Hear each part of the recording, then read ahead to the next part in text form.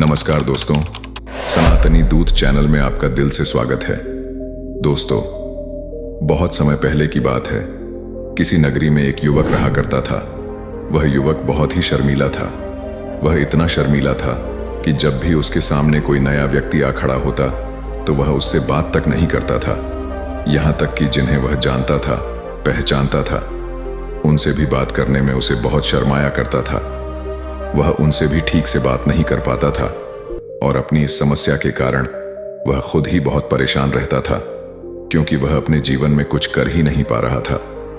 धीरे धीरे समय बीतता गया और समय बीतने के साथ साथ उस युवक की शर्माने की आदत भी बढ़ती चली गई, जिसके कारण वह अत्यधिक निराश रहने लगा, परेशान रहने लगा, चिंतित रहने लगा। उसे यह समझ नहीं आ रहा था कि वह अपनी इस समस्या से किस तरह से छुटकारा पाए। उसके घर वाले भी अब उसकी इस समस्या को लेकर बहुत चिंतित रहने लगे थे। वे सोचते थे, इसका क्या होगा, यह अपने जीवन में कुछ कर पाएगा भी या नहीं। जब भी वह कहीं पर काम के लिए जाता तो लोग उसके इस सीधेपन का फायदा उठाते, उसे परेशान करते। वह कुछ ज्यादा कह नहीं पाता था, जिसके कारण उसे कोई भी कुछ भी कह देता और वहां से चला जाता है। इन्हीं सब कारणों की वजह से उसका मन कहीं भी किसी भी काम में नहीं लगता। वह हर काम को कुछ ही दिनों में छोड़ दिया करता। उसके मन में बहुत कुछ चल रहा था। उसके मन में विचारों के तूफान उठ रहे थे। वह सबसे बहुत कुछ कहना चाहता था, लेकिन अपनी इस आदत के कारण वह किसी से कुछ नहीं कह पा रहा था। वह अंदर ही अंदर घुटता जा रहा था। सारे विचार, सारी बातें उसके मन में ही दबी पड़ी थी, लेकिन कभी भी वह किसी से भी अपने मन की बात नहीं बताता था। जब छोटा सा बच्चा था तब उसे लोग बहुत पसंद करते थे। उसकी इस आदत को भी लोग सराह थे, लेकिन इसी आदत की वजह से जब वह बड़ा हो गया, युवा हो गया, तो इसी आदत के कारण उसे अपना जीवन जीने में भी अत्यधिक परेशानियां उठानी पड़ रही थीं। और वह युवक भी अपनी इस गलती के कारण बहुत परेशान रहता। अपनी इस एक आदत से छुटकारा पाना चाहता था। वह चाहता था कि वह लोगों से अपने मन की बात खुलकर कह पाए। जो कुछ करना चाहता है, जो कुछ कहना चाहता है, वह सबसे वह खुलकर कह सके, कर सके। लेकिन जब भी कोई दूसरा उसके सामने आता तो उसकी जुबान मानो खुलती ही नहीं। यहां तक कि वह अपने माता पिता के सामने भी ठीक से बात नहीं कर पाता था। केवल उसके कुछ मित्र थे जिनसे वह अपने मन की बात कर पाता था। जब भी वह किसी बात का जवाब देता तो लोग उसकी हंसी उड़ाते थे, उसका मजाक बनाते। लोग कहते हैं कि आज तो तेरे मुंह में भी जबान आ गई है। यह समस्या दिन ब दिन बढ़ती चली जा रही थी और इस समस्या के कारण अब उसके पिता भी अत्यधिक चिंतित रहने लगे थे।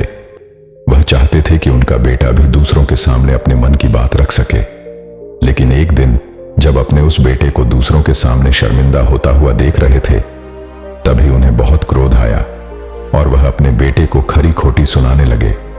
उन्होंने उसे इतना डांट दिया कि वह युवा लड़का अत्यधिक क्रोधित हो गया और वहां से बिना कुछ कहे वहां से चला गया। शाम हो चुकी थी और अब तक उनका बेटा घर नहीं लौटा था। माता और पिता दोनों बड़े ही चिंतित थे। वे अपने बेटे को वापस घर पर देखना चाहते थे, लेकिन युवा लड़का तो भागते भागते पहाड़ की चोटी पर जा पहुंचा था।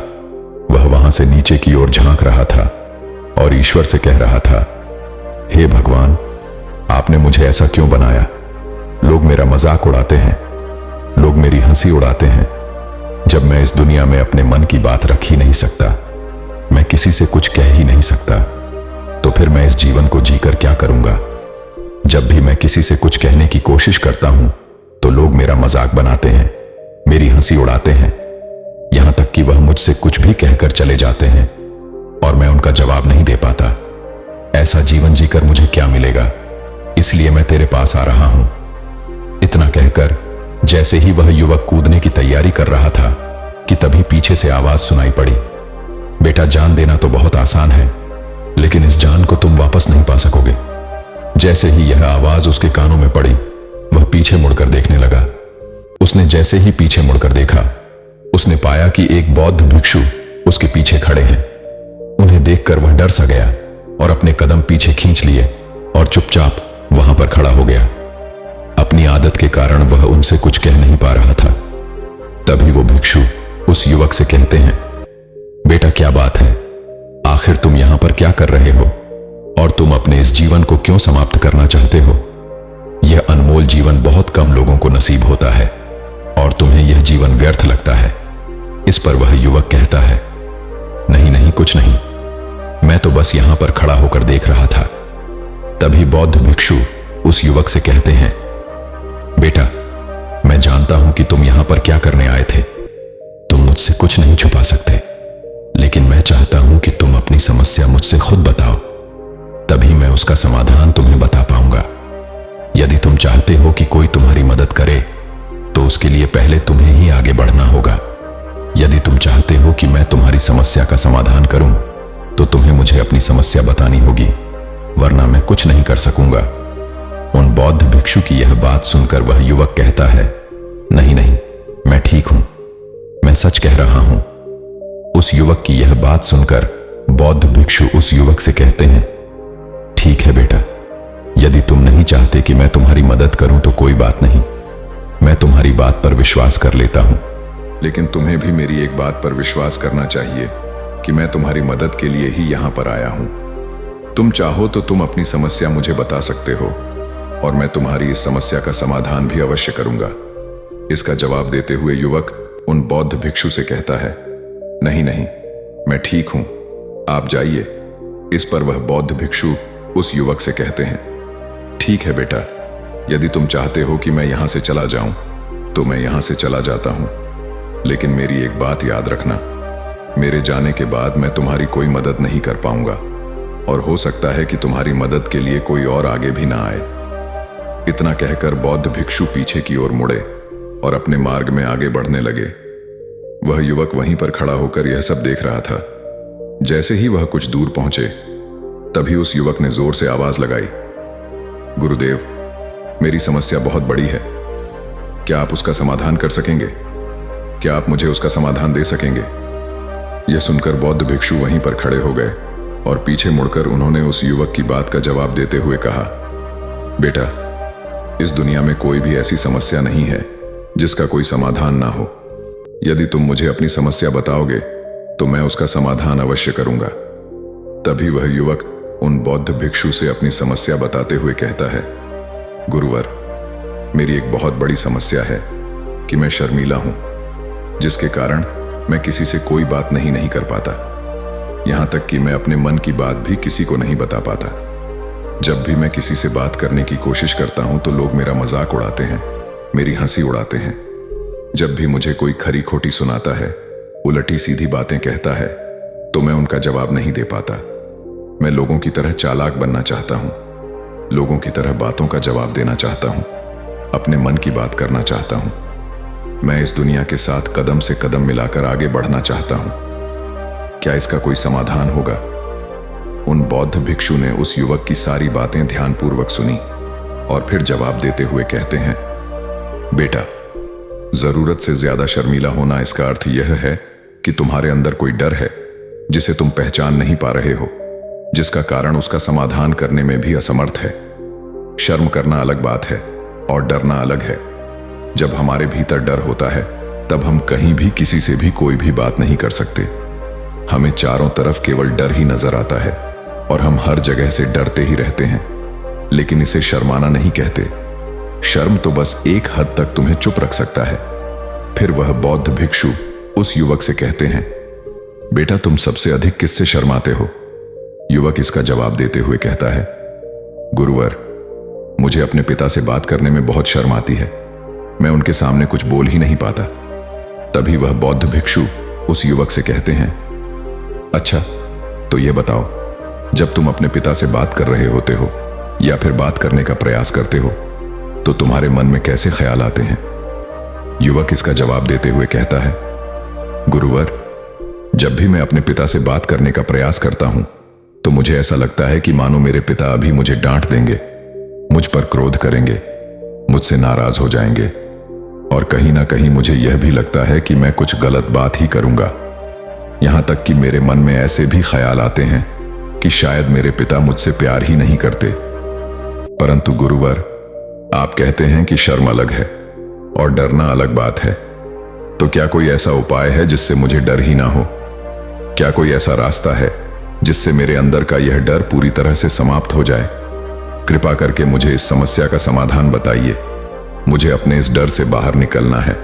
मुझे लोगों की तरह अपने इस जीवन को खुलकर जीना है। उस युवक की यह सारी बातें सुनकर बौद्ध भिक्षु उस युवक से कहते हैं, जाओ और अपने पिता से कहो कि मुझे कुछ काम करना है और उसके लिए मुझे आपसे कुछ धन चाहिए। यदि तुम उनसे धन मांगने में कामयाब हो गए तो मैं तुम्हें तुम्हारी समस्या का समाधान अवश्य बताऊंगा। वह युवक काफी घबरा गया। उसने उन गुरुवर से कहा, हे गुरुवर, मुझे यह कार्य ना दीजिए। मैं उनसे कुछ नहीं कह पाता। उनके सामने तो मेरी बोलती तक बंद हो जाती है। मैं उनसे धन भला कैसे मांगूंगा। यह बात सुनकर बौद्ध भिक्षु उस युवक से कहते हैं, तब तो तुम्हारी समस्या का कोई भी समाधान नहीं है और ना ही तुम कभी भी अपने जीवन को खुलकर जी पाओगे। यह बात सुनकर युवक उन भिक्षुओं से कहता है, गुरुवर, ऐसा ना कहे, कृपा करके मुझे कोई और कार्य बताइए। कोई ऐसा कार्य जिससे मेरे अंदर का डर पूरी तरह से समाप्त हो जाए। कोई ऐसा समाधान बताइए। इसका जवाब देते हुए वह बौद्ध भिक्षु उस युवक से कहते हैं, बेटा, यदि तुम्हें अपने अंदर के डर को समाप्त करना है तो पहले तुम्हें मेरा यह कार्य करना होगा जो मैंने तुम्हें कहा है।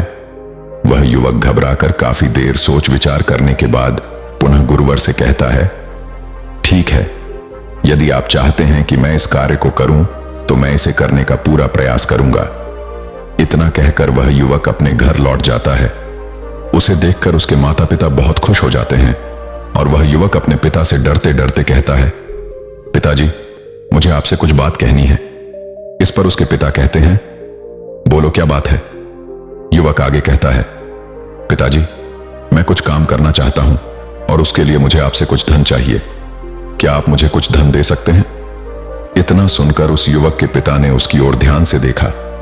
काफी देर देखने के बाद वह खुशी से झूम उठे और तुरंत ही उन्होंने कुछ धन अपने पुत्र के हाथों पर रख दिया और कहने लगे, बेटा, इतना धन काफी है कि तुम्हें और चाहिए। इसके जवाब में वह युवक अपने पिता से कहता है, नहीं नहीं पिताजी, इतना काफी है, मैं इतने से काम चला लूंगा। वह युवक को उस धन को लेकर तुरंत दौड़ा दौड़ा उन बौद्ध भिक्षु के पास लौटा था और जो धन उसने अपने हाथों में ले रखा था, गुरु को धन दिखाते हुए वह कहता है, गुरुवर, जैसा आपने कहा था, मैं धन लेकर आपके पास आ चुका हूं। मैंने अपने पिता से धन मांग लिया है। अब मुझे आप मेरी समस्या का समाधान बताओ। तभी बौद्ध भिक्षु उस युवक से कहते हैं, अरे, इतनी जल्दी क्या है? अभी तो तुम्हें मेरे लिए एक और काम करना है, तभी मैं तुम्हें तुम्हारी समस्या का समाधान अवश्य बताऊंगा। और यदि तुम मेरे लिए इस कार्य को पूरा नहीं कर सके तो मैं तुम्हें कभी भी तुम्हारी समस्या का समाधान नहीं बताने वाला। तभी वह युवक उन बौद्ध भिक्षुओं से कहता है, हे गुरुवर, अभी तो मैंने आपके लिए एक काम किया है, अभी आप मुझे एक और काम करने के लिए कह रहे हैं।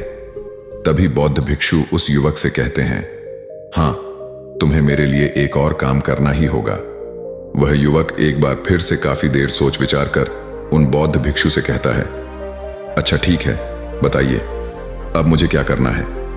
इसके जवाब में बौद्ध भिक्षु उस युवक से कहते हैं, जाओ और यह धन जो तुमने अपने पिता से मांग कर लाया है, इस धन को वापस अपने पिता को लौटा दो और साथ साथ यह भी कहना कि पिताजी, मैं अभी काम नहीं करना चाहता हूं, लेकिन जब समय आएगा तो मैं आपसे यह धन वापस ले लूंगा और उससे अपना काम पूरा करूंगा।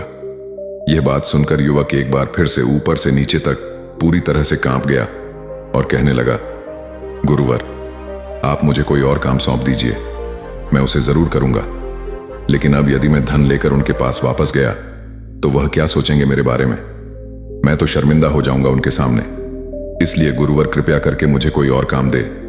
तभी बौद्ध भिक्षु उस युवक से कहते हैं, बेटा, जो काम मैंने तुम्हें सौंपा है, तुम्हें उसी कार्य को पूरा करना होगा, अन्यथा तुम्हारी समस्या का समाधान मैं तुम्हें नहीं बताने वाला। काफी देर सोच विचार करने के बाद वह उन भिक्षु से कहता है, ठीक है गुरुवर, मैं वापस जाता हूं और यह धन लौटाकर मैं अभी आता हूं। वह तुरंत दौड़ा दौड़ा अपने पिता के पास वापस लौटा और उसने अपने पिता से कहा, पिताजी, मैं यह धन अभी नहीं लेना चाहता, अभी यह धन आप मुझसे वापस ले लीजिए। जब मुझे कोई काम पड़ेगा तो मैं आपसे यह धन वापस ले लूंगा। उसके पिता ने उस युवक की तरफ घूर घूर कर काफी देर तक देखा और फिर मुस्कुराते हुए कहने लगे, बेटा, मैं समझता हूं कि किसी भी काम को शुरू करने से पहले हमें उसके बारे में जानकारी इकट्ठा करनी चाहिए। उसके बारे में समझना जरूरी है। कब, क्या, कैसे और कब तक करना है, इसके बारे में भी हमें जानकारी लेनी जरूरी है। कोई भी काम ऐसे ही नहीं शुरू किया जा सकता। उसमें हम नहीं होंगे या फिर नहीं, इसका भी अनुमान हमें लगाना पड़ता है। और जब हम इन सभी के बारे में सही जानकारी प्राप्त कर लेते हैं, तभी हमें धन लगाना चाहिए। मुझे बहुत खुशी है कि तुमने यह सही निर्णय लिया है। जब तुम्हें यह समझ में आ जाए कि जो कार्य तुम करने जा रहे हो वह तुम्हारे लिए उचित है, तब तुम चाहो तो मैं तुम्हें यह धन वापस लौटा दूंगा। युवक अपने पिता से यह सारी बातें सुनकर मन ही मन बहुत प्रसन्न था। उसने यह तो उम्मीद तक नहीं की थी कि उसके पिता हंसकर उसे इस तरह से सारी बातें समझाएंगे। वह मन ही मन यह सोच ही रहा था कि तभी उसके पिताजी उसके और करीब आए और अपनी उस युवा बेटे को गले से लगा लिया। जैसे ही उसके पिता ने उस युवक को गले से लगाया, उसको बहुत अच्छा महसूस हुआ। उसका आत्मविश्वास, उसका हौसला और बढ़ता गया। उसके बाद युवक वापस पुनः गुरुवर के पास लौटा और कहने लगा, गुरुवर, जैसा आपने कहा था मैंने बिल्कुल वैसा ही किया है। मैंने धन अपने पिता को वापस कर दिया है। अब तो कृपया करके मुझे मेरी समस्या का समाधान बता दीजिए। तभी बौद्ध भिक्षु उस युवक की तरफ देखकर मुस्कुराते हैं और इस युवक से कहते हैं, बेटा, इतनी जल्दी क्या है? अभी तो तुम्हें मेरे लिए एक और काम करना ही पड़ेगा। वह युवक कहता है, महाराज, आप आखिर मुझसे बार बार इस तरह से काम क्यों करवा रहे हैं? क्या आपके पास मेरी समस्या का कोई समाधान नहीं है? कहीं आप मुझे बेवकूफ तो नहीं बना रहे? जिस तरह से लोग मुझे बेवकूफ बनाते हैं, क्या आप भी मेरे साथ वही तो नहीं कर रहे? आपने कहा, जाओ अपने पिता से पैसे मांग कर लाओ। मैंने पैसे मांग कर लाए। आपने फिर कहा, जाओ ये पैसे अपने पिता को लौटा कर आओ। मैंने आपके कहे अनुसार बिल्कुल वैसा ही किया। और अब आप कह रहे हैं कि मैं आपके लिए एक और काम करूं। नहीं, यह मुझसे नहीं होगा। तभी बौद्ध भिक्षु उस युवक की तरफ देखकर मुस्कुराते हैं और कहते हैं, बेटा, बस यह आखिरी काम है और यह बहुत सरल भी है। तुम जैसे ही इस कार्य को पूरा करोगे, मैं तुम्हें वचन देता हूं कि मैं तुम्हारी समस्या का समाधान तुम्हें अवश्य बताऊंगा। इस पर वह युवक फिर से एक बार सोच विचार करता है और उन बौद्ध भिक्षु से कहता है, ठीक है, लेकिन यह आखिरी काम जो मैं आपके लिए करूंगा, बताइए मुझे क्या करना है? तभी बौद्ध भिक्षु एक मूर्ति निकालकर उस युवक के हाथ में थमा देते हैं। वह मूर्ति देखने में बहुत ही साधारण सी थी, लेकिन वह बौद्ध भिक्षु उस युवक से कहते हैं, बेटा, तुम्हें इसे बाजार में ले जाना है, इसे बेचना है और इसके बदले में तुम्हें 100 सोने के सिक्के लेकर आने हैं। जब तुम यह करने में सफल हो जाओगे, तभी मैं तुम्हें तुम्हारी समस्या का समाधान तुम्हें बता पाऊंगा।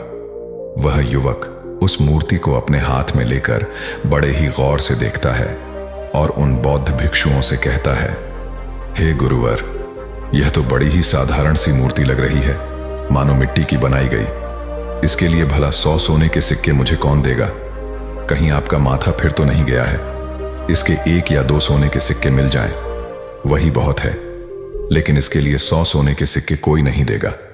तभी बौद्ध भिक्षु उस युवक से कहते हैं, बेटा, मैंने जो तुम्हें काम सौंपा है, यदि तुम उसे पूरा करोगे, तभी तुम्हें तुम्हारी समस्या का समाधान मिल पाएगा। अन्यथा तुम चाहो तो अपने घर लौट सकते हो, फिर से वही अपने पुराने जीवन में, जहां लोग तुम्हारा मजाक बनाते हैं, लोग तुम्हें डराते हैं, सताते। मैं तुम्हें यहां अपने डर को निकालने में तुम्हारी मदद कर रहा हूं। तुम मेरे यहां काम करके अपने डर को धीरे धीरे भगा पाओगे। मेरे इस काम को पूरा कर दो, तुम्हें सब समझ आ जाएगा। वह युवक उन बौद्ध भिक्षुओं की बात सुनकर मन ही मन यह विचार करता है कि मुझे तो मेरी समस्या का समाधान किसी भी हालत में चाहिए, जिस कारण वह उस मूर्ति को उठाकर बाजार की ओर चल पड़ता है। बाजार पहुंचकर वह एक जगह चुपचाप उस मूर्ति को लेकर खड़ा हो जाता है और इंतजार करने लगता है कि कोई आएगा और उसे उस मूर्ति के बारे में पूछेगा, और तब वह उस मूर्ति के लिए 100 सोने के सिक्के की मांग करेगा। देखते ही देखते काफी समय बीत गया, लेकिन अभी तक उसके पास कोई भी व्यक्ति नहीं आया था। उसने आसपास देखा तो लोग चिल्ला चिल्ला कर अपने सामानों को बेच रहे थे, जोर जोर से आवाज लगा रहे थे। उसने भी सोचा, यदि मुझे अपनी इस मूर्ति को बेचना है तो मुझे भी जोर जोर से आवाज लगानी होगी। उस युवक ने चिल्लाना शुरू किया, लेकिन वह इतनी जोर से नहीं चिल्ला रहा था। उसकी आवाज उसे खुद तक सुनाई नहीं पड़ रही थी, तो भला उसकी आवाज को दूसरे कैसे सुनते, जिस कारण उसे कोई भी व्यक्ति खरीदने के लिए तैयार नहीं था। धीरे धीरे शाम का समय हो चुका था और उस व्यक्ति को यह डर था कि कहीं वह बौद्ध भिक्षु वहां से कहीं चला ना जाए, अन्यथा उसे उसकी समस्या का समाधान कौन देगा। यह सोचकर उसने जोर जोर से आवाज लगानी शुरू की कि 100 सोने के सिक्के में यह मूर्ति ले लो। उसकी आवाज सुनकर लोग उसके पास आने लगे और उससे यह सवाल करने लगे, इस मूर्ति में ऐसा क्या है जो तुम इसके लिए 100 सोने के सिक्कों की मांग रहे हो? इसके अंदर ऐसा कुछ तो खास होगा ही। युवक काफी देर सोच विचार कर उस युवक से कहता है, नहीं नहीं, मुझे कुछ नहीं पता, मैं तो बस यह मूर्ति यहां पर बेचने आया हूं। तभी उसमें से एक युवक उस युवक से कहता है, अगर ऐसी बात है तो इस मूर्ति को कोई नहीं खरीदने वाला। आखिर इस मूर्ति में ऐसा क्या खास है जिसके लिए तुम सोने के सिक्के की मांग कर रहे हो? यह तो तुम्हें बताना ही पड़ेगा।